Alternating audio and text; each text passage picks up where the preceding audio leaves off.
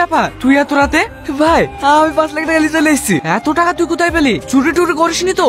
না না, চুরি করবো কেন? আমার বোনের বিয়ের জন্য এই টাকাগুলো কষে রেখেছিল, ওই টাকা। ও ঠিক আছে 20 দিন পরে এসে নিয়ে যাস, ডবল হয়ে যাবে। ঠিক আছে ভাই। ভাই টাকাগুলো ডবল হবে তো? লে তোর টাকা লিজা। না না ভাই ঠিক আছে, তোর উপর আমার অনেক বিষয় আছে। বস বল। বাবু আমার কিছু টাকার দরকার ছিল। কত? ওই 5 লাখ মতো। 5 লাখ? অত টাকা তুই কি করবি?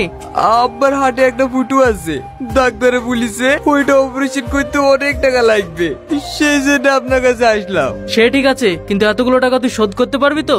হ্যাঁ বাবু, আমি 1 মাসের মধ্যে সব টাকা পরিশোধ করে দেবো। ঠিক আছে, বিকেলে এসে টাকাগুলো নিয়ে যাস, আর সঙ্গে করে বাড়ির দলিলটাও নিয়ে আসিস।